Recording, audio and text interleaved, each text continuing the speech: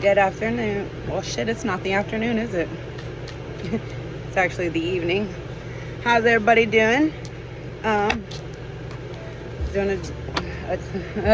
can't talk. See, I've been having some issues with my throat chakra lately. When we're going through ascension, the devil tries to hit us with every kind of freaking disablement, whatever.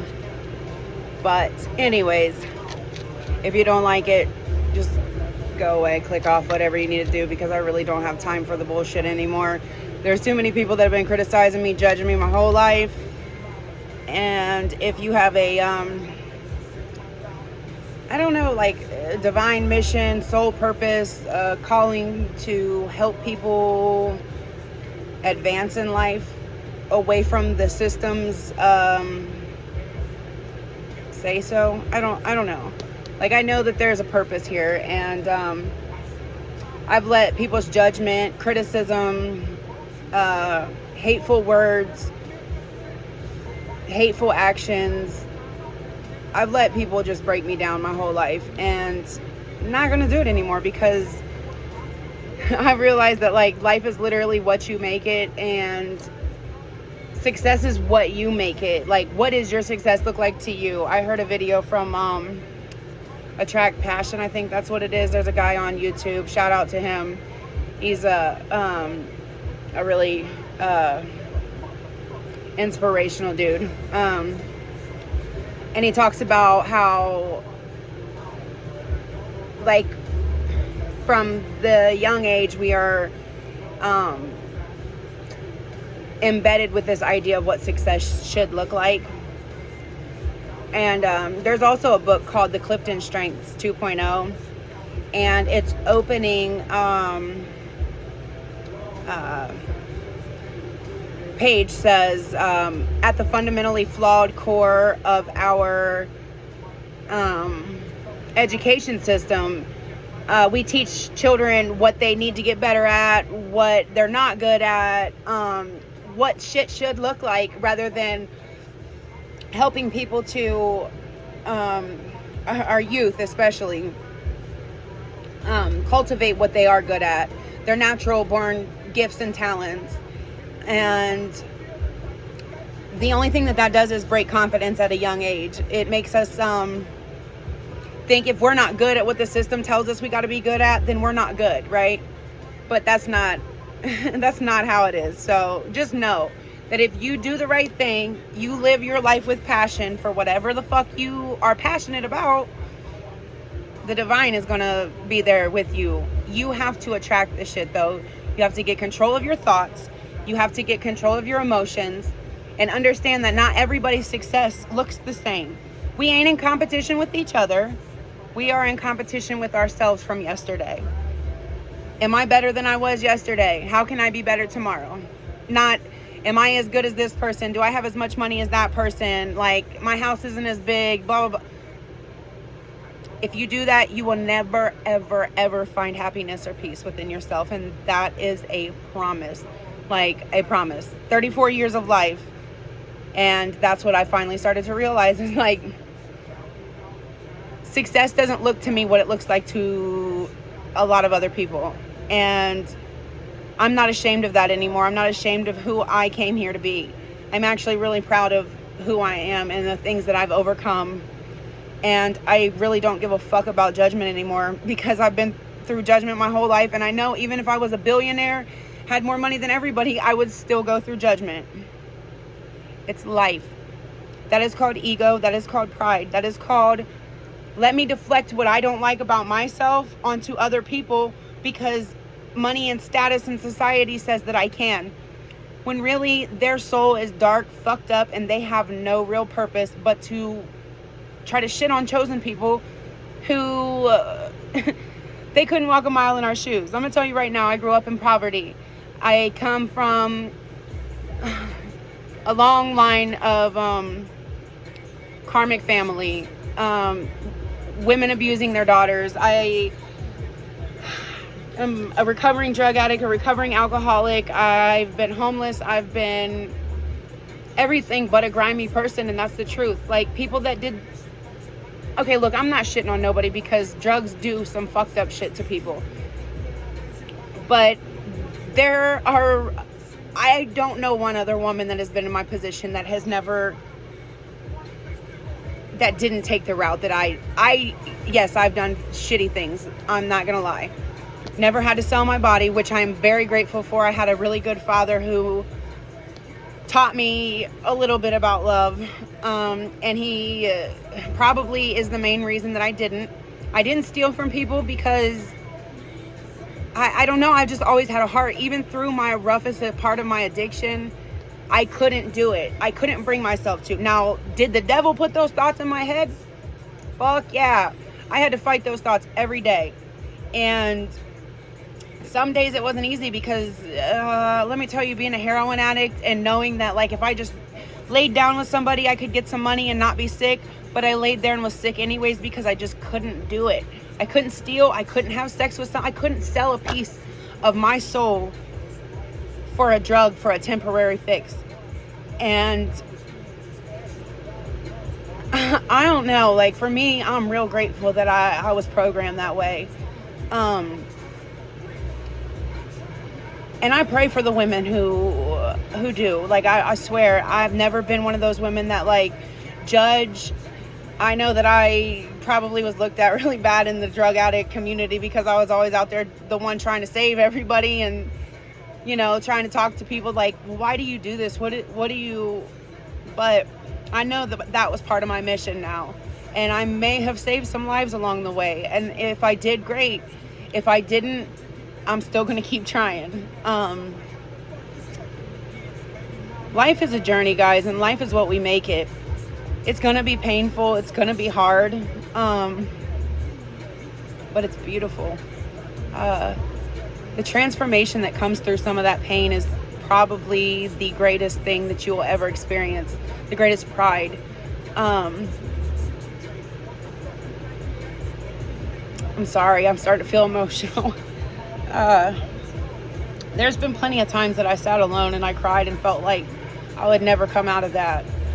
I felt like I was unlovable. I felt like, you know, if my mom didn't love me, if my mom let those things happen to me, then nobody could, right? And, you know, I went through abandonment issues. I went through a lot of hardships. I had my daughter very young, and I lost her father almost 8 years ago now. And because of how ashamed my mother made me of myself and how fearful I was of the fact that I was going to be just like her, I abandoned that mission as a mother for a while. And that's one of my biggest regrets because I always knew in my heart that I was not my mother. I was the exact opposite of my mother, as a matter of fact. At a very young age, I told my grandmother that I felt like I was born to take on my mom's pain. And that's not something that a 7-year-old, 8-year-old girl should say. But I used to be able to look in my mom's eyes and I could tell she was hurting so bad. And I could tell she had something dark in her that wouldn't release her. And I always felt like if I could just take that from her, if I could take her beatings, if I could just be a little bit better for her, then maybe it would fix her. And I now know that that's not possible. But the shame that I feel is that I let her, for a very small amount of time, even for any amount of time, it doesn't matter, I let her take from me what those blessings of going through that pain what that did for me. That made me a mom, that made me a woman, that made me everything that I wanted from a mom. I was that, but I was so afraid that I was not, and that I would hurt my daughter. And I'm just really, really lucky that I have a really good dad. And for the time that I abandoned ship, that he was there, and I have some good people. My daughter's father's sister is an amazing woman, and she's been there as well. And I'm proud to say she's like my kind of, it's not her responsibility, but she's like my co-parent now. And I am grateful to have her as a role model, as a mother. And my daughter's father's mother was an amazing woman.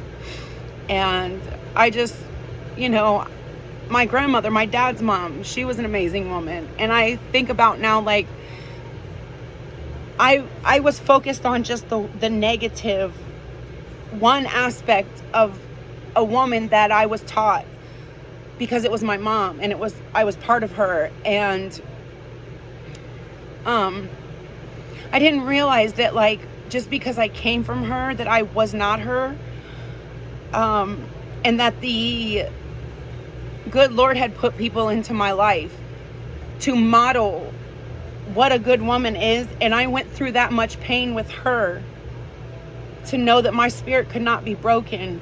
And that is what I modeled not to be. And I'm really proud of where I am today. My daughter is going to be 16 in November. She's a straight A student. She's in honor choir. She learned how to speak Latin and Arabic last year. She plays volleyball. She's a teenager. She has her issues, but, you know, when I was her age, I was in a totally different place. And I see that, like, through pain, through hardship, through struggle, the greatest of characters are developed. Never, ever hate yourself or feel guilty because you had to go through things that developed your character, that developed you into the person that you are. God's shining stars, God's chosen people go through hard times and hard lives. But that's because he knows that we can save other people who could possibly be broken by what they're going through. Because not everybody's chosen. Not everybody that goes through a hard life is chosen. It's unfortunate. I don't want to... I would just say that my little sister, I love her to death. I pray for her every day. We come from the same mother. We don't have the same father.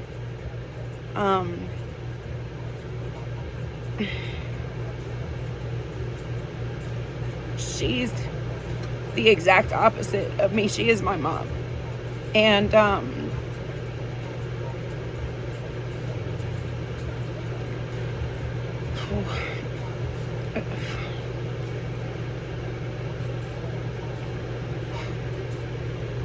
for a long time, I blame myself. I don't know why. It wasn't my fault. I was a kid. I was 5.5 when she was born. But I blame myself for how she turned out because, like, she didn't have a dad like I did. She didn't have that good love, but I tried to love her the best I could when I was a little kid. I basically became a co-parent at 5.5 years old, and I loved my sister. Man, I'll tell you, I remember the first time I seen her. She looked like a little China doll, and I loved her so much, and I did the best that I could to protect her. But again, I had a father, and I lived half of my life with my dad, and some things happened to my sister when I wasn't there. They happened to me too, but I just always felt like I was the stronger of us, and I could take it, and I could.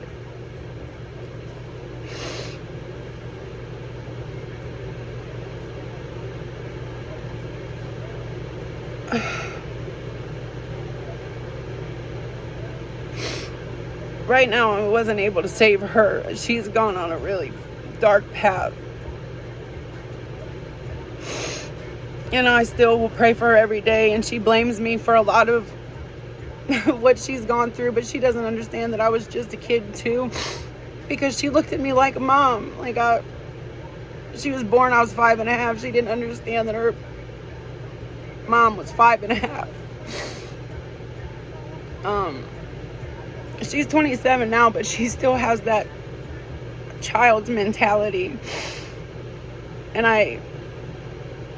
I wish that she would have had the love and support that I did, because she was such a beautiful little kid, and she was such... Kids are innocent, and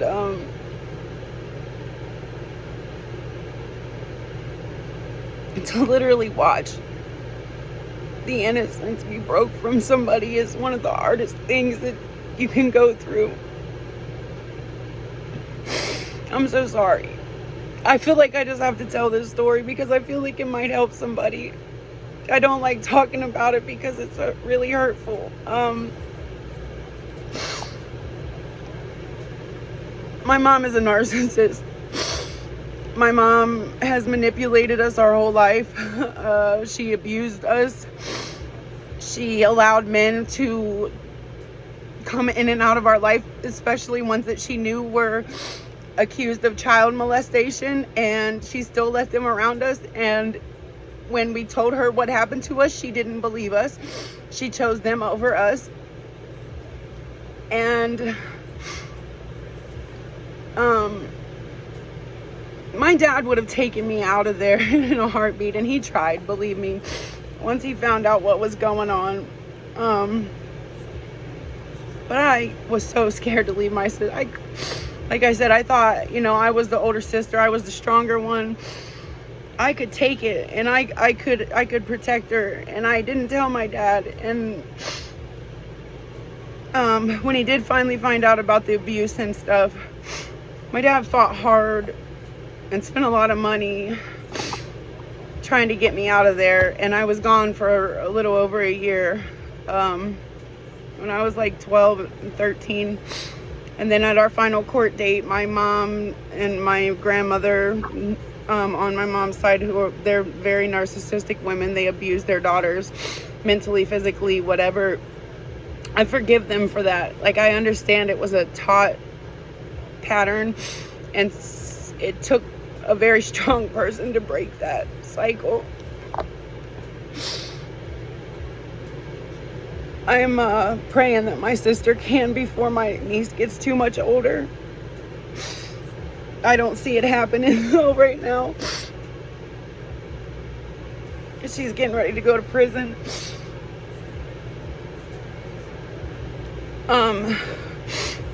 Thank God I've never, knock on wood, I wasn't stupid enough to get myself into that kind of trouble. I was a real rebel. I was a real drug addict. I was real hard-headed. I was real complicated. I pushed good people away. I allowed shitty people in my life to give me shitty karma. But for some reason, God always allowed me to have a heart and a good conscience. And I mean, it's not great. Believe me, I manipulated my dad out of a lot of money. I never stole, but the one time I did steal, I'll tell you, I still hold very, very much resentment to myself for that. I'm learning to let it go and forgive myself. And I made it up at the end of my grandmother's life the best that I could. And she always just asked me to pay it forward. And that's what I'm doing every day. I felt entitled to use her credit cards online to order clothes and shit. I never thought that I would get to that point. But drugs do some fucked up shit to people. I hung out with a really fucking, excuse my language, a really bad crowd. I'm surprised I'm still alive. I'm surprised I didn't prostitute. I'm surprised at a lot of things. Like, I am definitely covered by the Lord. And I know that. Like, I know that. And I just want to help other people. I'm sorry I went off on a tangent, but it's really hard for me to think about my little sister. It's really fucking hard for me to think about my little sister. Because when I look at her sometimes, I haven't seen her in like 2.5 years, but I see that little girl that she used to be, and she looked at me for protection, and I couldn't help her. It just makes me so upset, and it's so disappointing that she's not protecting her daughter, because I would give my fucking right arm, left arm, my life for my daughter. If anybody hurt her, if anybody hurt any kid, Like, a child is innocent and they don't deserve some of the things that people are putting children through.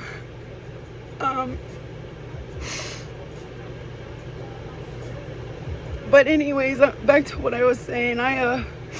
My dad tried to take me, and at our last court hearing, after all the thousands of dollars, and my narcissistic grandmother, my mom and her sister came into the courthouse, ordered a guardian ad litem, because I was 13, and in the state of Ohio, you are old enough to make the decision yourself to live where you want. I couldn't go back with my mom because of the abuse. But they lied and said that I would stay with my aunt, and they told me if I didn't do that, I would never see my sister again, and that I would never see my family again. And I was a kid, and I betrayed my father. And that is another thing that I realized, like, narcissists do that. They use your love, they use your loyalty, your dedication against you to get what they want. They don't love you. They're not capable of love. You're playing a role in their make-believe world so that they don't have to face their own demons. And a lot of us who are light workers, chosen, whatever, we want to see the good in every single person. And we have this type of love that's unconditional, that's untouchable, that's easily used against us. And if you're not careful, you will end up hurt a lot. And I ended up going to stay with my aunt because they convinced me to say this. My aunt, her husband was a known child molester. My mom knew that. My aunt knew that. He had been accused of molesting both of his ex-wife's daughters. And yet, they let him in a house close to 3 growing girls.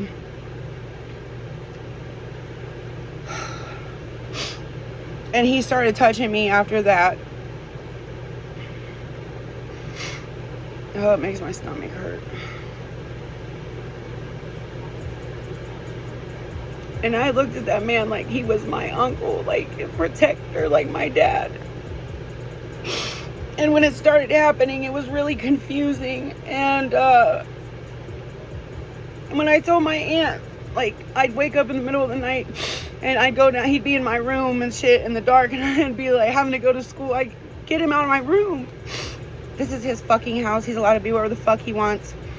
And she hated me because my mama, their mother, adored me. I was her first grandchild. So my aunt was the youngest of my mom's siblings, and until I was born, her and her mother had a very, very close connection, like closer than any of the other connections. And she hated me.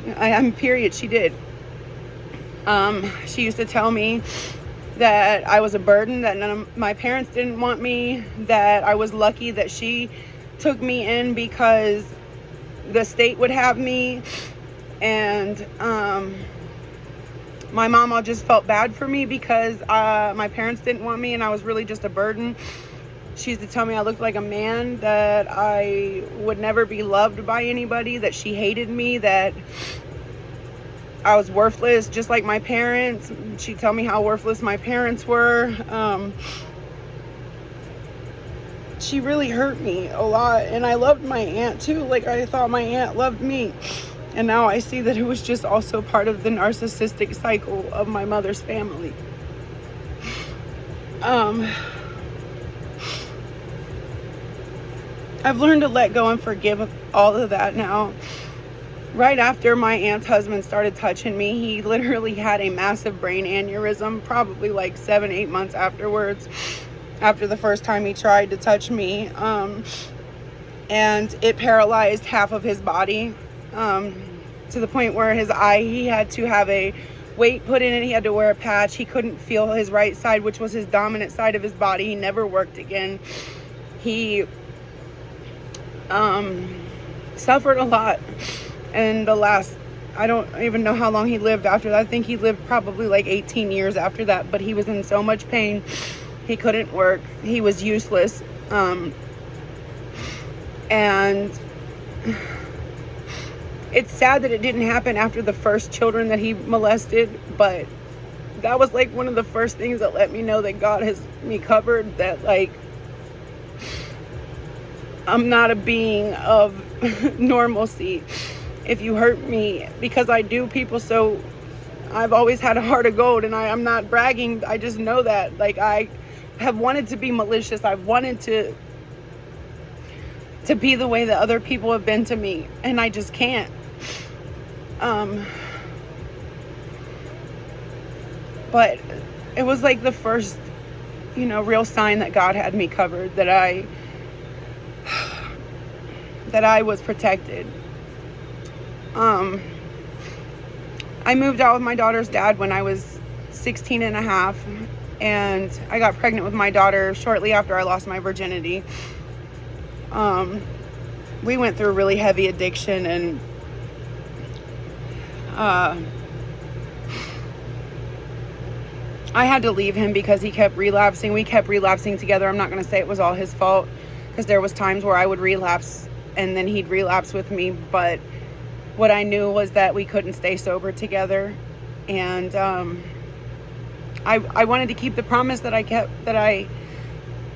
we made when our daughter was born, that we would always take care of her no matter what, and we would do our best to not let her down. And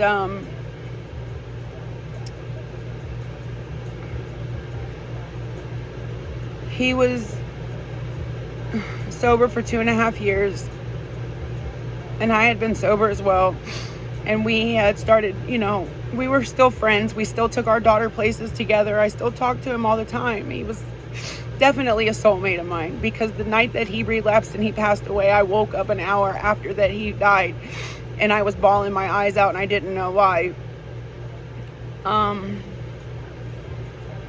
It really broke me, because he was the first person besides my father to show me unconditional love and to show me that I had worth. And I treated him really poorly because of how I was treated as a kid, and I never appreciated him.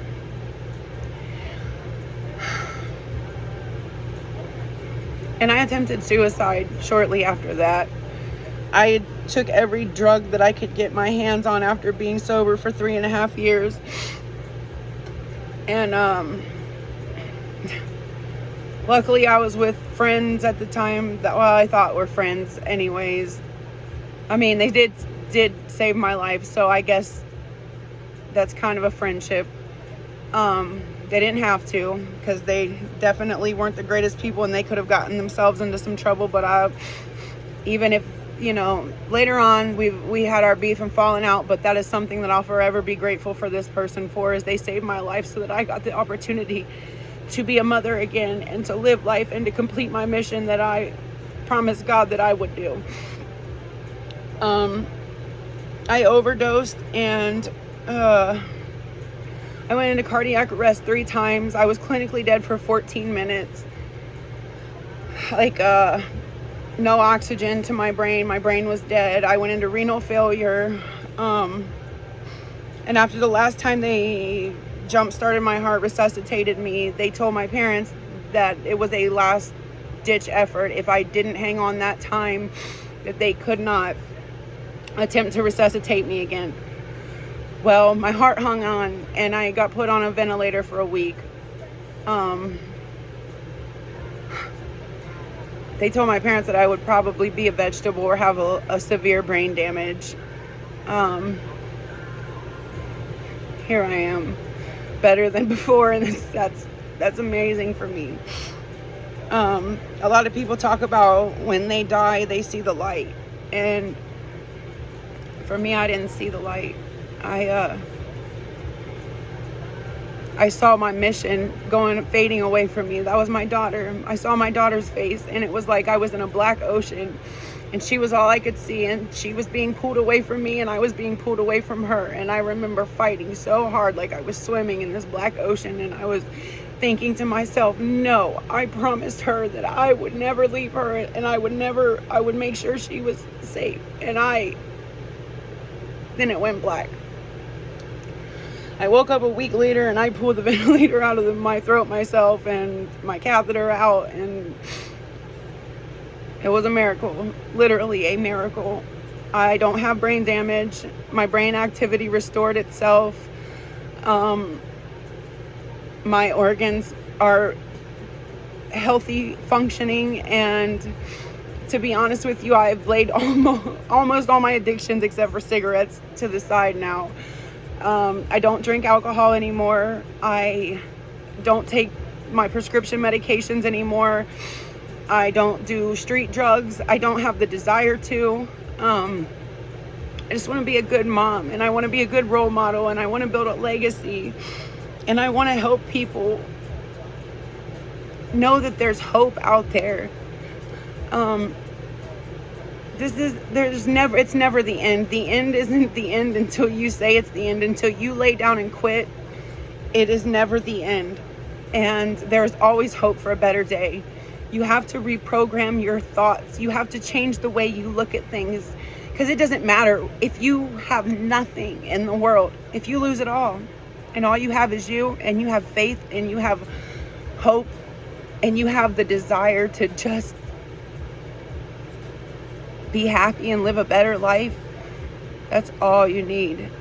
And it is possible, and you can do it. And I'm a living testimony of that. I've gone through a lot of narcissistic relationships. I've gone through a lot of abuse. I've abused myself. And I'll tell you more of my story later on. I just wanted to give you the rundown. Like, it's not been easy. I've been homeless. I've been hungry. I've been hating myself. I've been hating other people, holding resentments that had no business being held.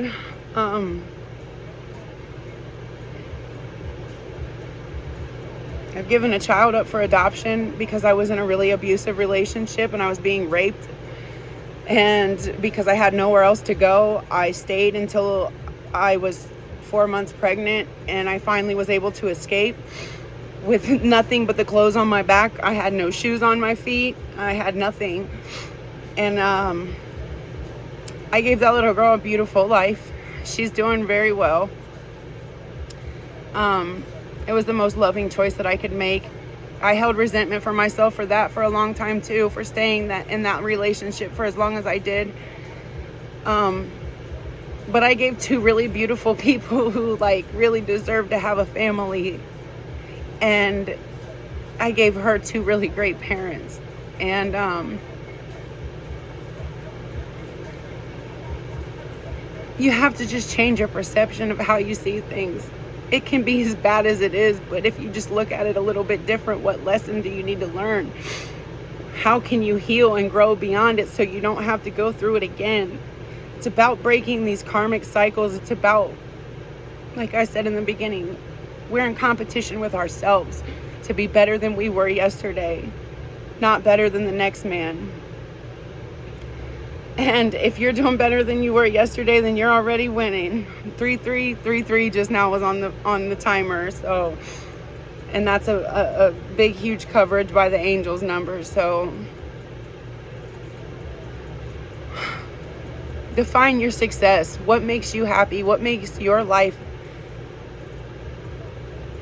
have purpose? And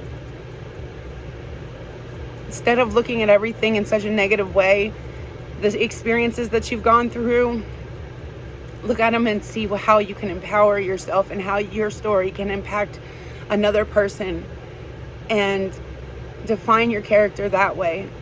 Don't feel bad for yourself. Don't compare yourself to anybody else. This is your life. You are the star of this show, and that's all that really matters.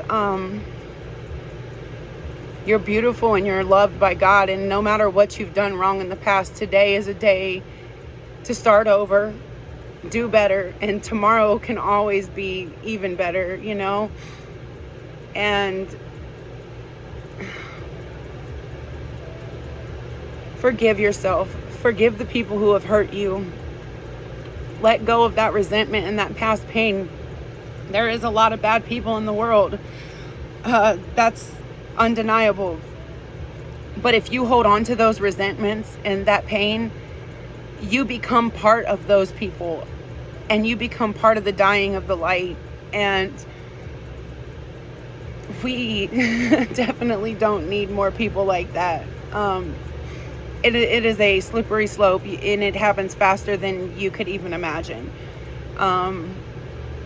You can be the greatest person in the world and surround yourself with shitty people, and quickly you'll come to realize that you are just like them.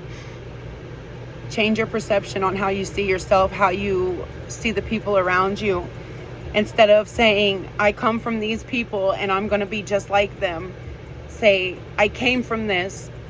I want to go to a different direction. I'm better than this, and I've learned not to do this, this, and this from these people.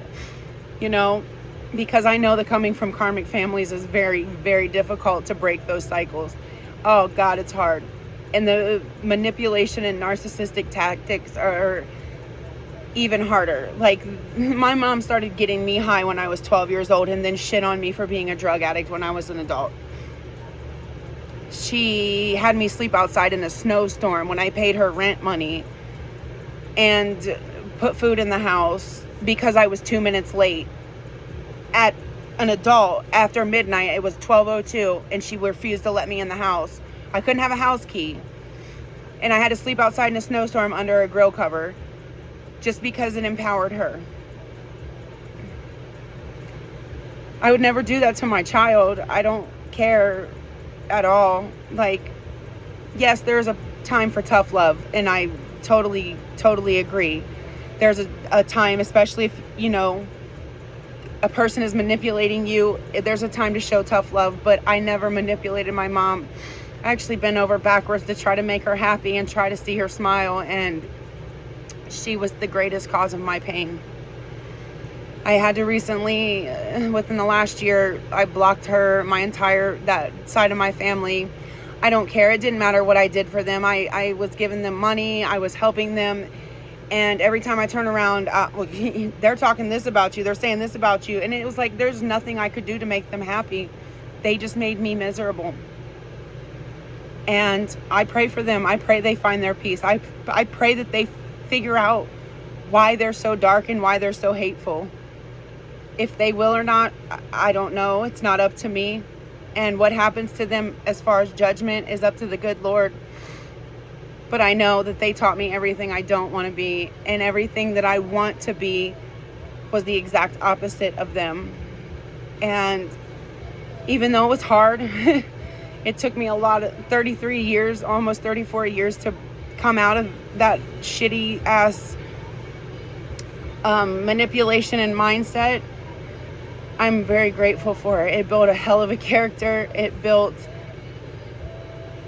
a power within me that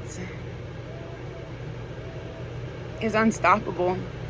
And I don't care about judgment anymore. I don't care what you think about me. I know what the good Lord thinks of me.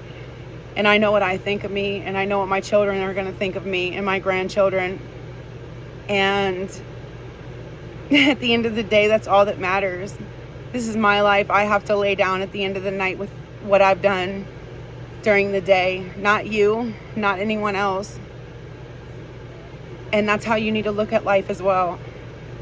You may have done some really bad things in the past. Even if you did prostitute, even if you did steal, there is always forgiveness. You have to first forgive yourself. And then you have to forgive those who have hurt you, that put you into the mindset that it was okay to be like that. You have to learn from the patterns. You have to break the cycle. And I believe that anybody who's watching this can do it. And if you stuck through this long, especially through my bumbling, fumbling, mumbling, and crying, I definitely appreciate it. It's a blessing to be able to talk about these things and know that I can still stand in my power and know that I still love myself. And I mean that when I say that now. I don't just say it because I'm trying to get through a day, because there is been plenty of days where I've had to fake it until I make it. And I am not a fake person. I don't like faking. And that's probably why I moped around for so many years. But I learned that, like, reprogramming your mind, sometimes you have to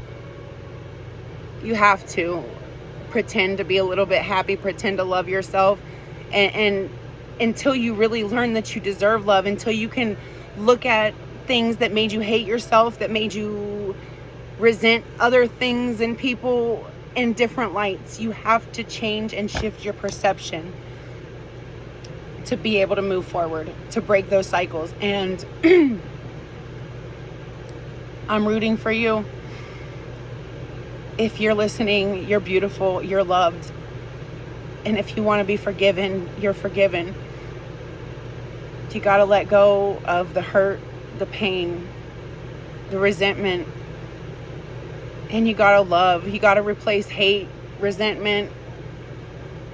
You have to.